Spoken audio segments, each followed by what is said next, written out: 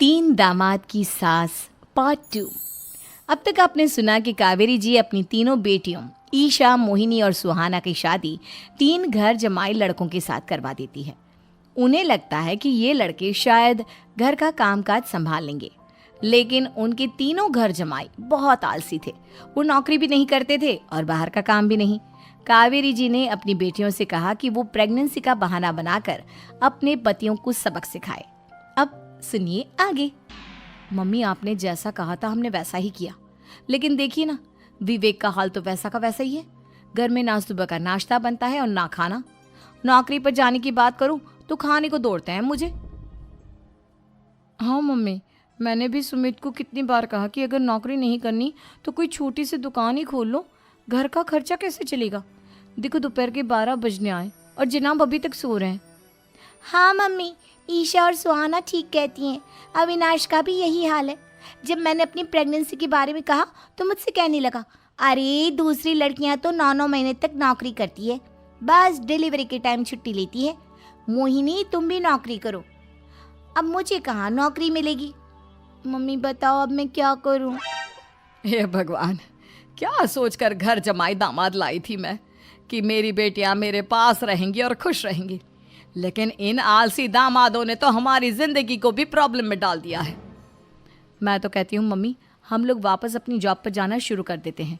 बता देते हैं इन लोगों को कि हमने प्रेगनेंसी का बहाना किया है। नहीं नहीं बेटा, ऐसी गलती भी मत करना। अगर तुमने ऐसा किया तो इन तीनों की आदत और ख़राब हो जाएगी। अरे आज नहीं तो कल कभी तो तुम प्रेग्नेंट होगी, तब वापस यही प्रॉब्लम आएगी। तब क्या करोगी तुम तीनों? हाँ मम्मी, आपकी बात तो बिल्कुल सही है। इन लोगों को तो सुधारना ही पड़ेगा। लेकिन कैसे? अपने बच्चों के आने की खबर सुनकर भी इन लोगों पर कोई असर नहीं हो रहा। पैसे कमाने के लिए घर से बाहर निकलना ही नहीं चाहते ये तीनों। अब मेरे दिमाग में एक प्लान आया है। तुम तीनों चिंता मत करो, उन तीनों को बुलाओ, फिर मैं बात करती हूँ। थोड़ी देर बाद कावेरी जी अपने तीनों दामादों को सामने बुलाकर अपनी बात कहना शुरू करती हैं। अविनाश, सुमित और विवेक, देखो बेटा, मैं ना तुम तीनों से बड़ा प्यार करती हूँ, इसीलिए तो तुम्हें घर जमाई बना कर रखा है मैंने। अरे मम्मी जी, सीधे सीधे कहिए ना, क्या बात है? प्यार तो हम भी आपको बहुत करते हैं। अरे मम्मी जी, आपकी इज्जत भी बहुत करते हैं। अरे भाई, आपके जैसी सास और कमाने वाली बीवी सबको मिलती है क्या? हाँ मम्मी, विवेक और सुमित ठीक कह रहे हैं। आपकी बेटी से शादी करके मेरी तो ज़िंदगी ही अच्छी हो गई है। जानती हूँ मैं, और ये भी जानती हूँ कि तुम तीनों अपने अपनी बीवियों से बहुत प्यार करते हो। बेटा, बात ऐसी है कि हमारे कुल गुरु ने कहा है कि प्रेग्नेंट होने के बाद मेरी तीनों बेटियां शुरू के 4 महीने हमारे गांव में जाकर रहेगी, जहां मेरे चाचा जी रहते हैं। अरे लेकिन क्यों मम्मी, गांव में जाकर रहने की क्या ज़रूरत है इन तीनों को? वो क्या है ना बेटा, हमारे परिवार को एक श्राप है। अगर मेरी बेटियों ने यहाँ पर बच्चा पैदा करने की कोशिश की तो उनके बच्चों को कुछ भी हो सकता है। इसलिए अब से लेकर 4 महीने पूरे होने तक इन्हें गांव वाले घर में रहना पड़ेगा। हाँ, तो इसमें प्रॉब्लम क्या है मम्मी जी? हम भी वहाँ जाकर रहेंगे, पिकनिक मनाएंगे।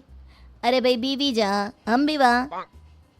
हाँ यार, आइडिया तो बहुत अच्छा है।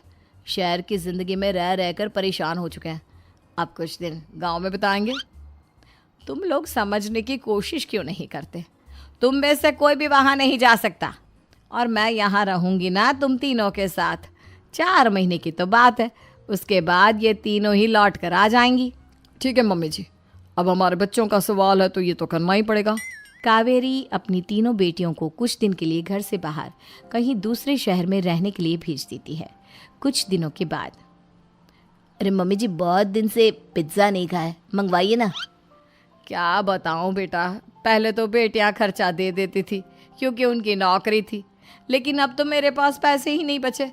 थोड़े बहुत पैसे हैं जो बच्चों की डिलीवरी में काम आएंगे। लेकिन मम्मी जी, आपकी बेटियों को वापस आने में तो अभी बहुत वक्त बाकी है। वही सोच सोच कर परेशान हो रही हूँ। सोच रही हूँ कल से दूध भी बंद करवा देती हूँ। अब दूध वाले को देने के लिए पैसे भी तो नहीं है ना। अरे नहीं नहीं मम्मी जी, अगर दूध भी बंद करवा दोगी तो मुझे चाय कहाँ से मिलेगी? और चाय के बिना मैं तो मर ही जाऊंगा। क्या करूं बेटा, इसके अलावा हमारे पास कोई ऑप्शन नहीं है। मेरे पास पैसे ही नहीं बचे। इस तरह कावेरी जी धीरे धीरे अपने तीनों दामादों को पैसे देना बंद कर देती हैं और घर में खाने पीने की चीजें लाना भी बंद कर देती है। अब वो तीनों बुरी तरह से परेशान होने लगे थे और इसलिए एक दिन तीनों प्लान करके घर से बाहर निकलते हैं और बाजार में जाने के बाद यार अच्छा खाना खाए हुए कितने दिन हो गए, पता नहीं कब अच्छा खाना मिलेगा। हमारी बीवियों के जाने के बाद तो हमारी हालत भिखारियों जैसी हो गई है यार। कुछ भी हो, मुझे तो आज पिज्ज़ा खाना ही खाना है। जेब में 1 रुपया नहीं और पिज्ज़ा खाएगा, कहाँ से आएंगे पैसे? अरे देख वहाँ सामने बोर्ड पर क्या लिखा हुआ है, कंप्यूटर पर काम करने के लिए एक आदमी की आवश्यकता है। भाई मैं तो जा रहा हूँ, काम करूँगा और शाम तक पैसे लाकर आराम से पिज्ज़ा खाऊंगा। जा जा, तुझे कोई काम नहीं देने वाला, हम तो घर जा रहे हैं। चल भाई सुमित। सुमित और अविनाश वहाँ से चले जाते हैं और विवेक उस कंप्यूटर शॉप पर सारा दिन काम करके 5,000 रुपये कमा कर घर लौट कर आता है और अपने खाने के लिए अच्छी अच्छी चीज़ें भी लेकर आता है। ये देखकर विवेक और सुमित के दिल में भी कुछ पैसे कमाने की इच्छा जागती है। अरे सुबह सुबह कहाँ चल दी है तुम? मम्मी जी एक बहुत अच्छी जगह मिली है, कंप्यूटर पर काम करने के 5,000 मिले थे कल मुझे। अगर रोज़ काम करूँगा तो पूरे 40,000 की तनख्वाह।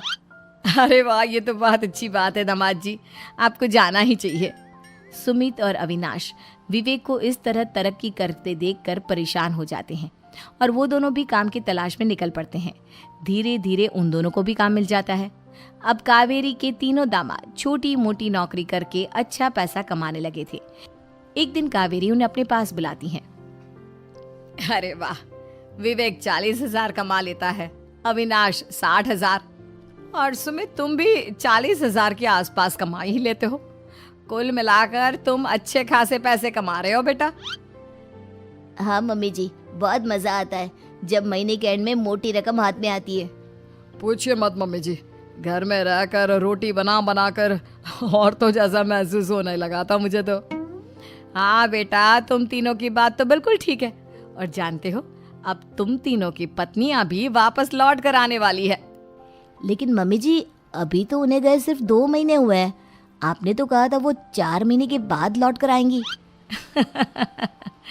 ऐसा कुछ नहीं है बेटा, मैं सिर्फ तुम तीनों को सबक सिखाना चाहती थी कि आदमी घर में बैठकर बीवी की कमाई खाता हुआ अच्छा नहीं लगता।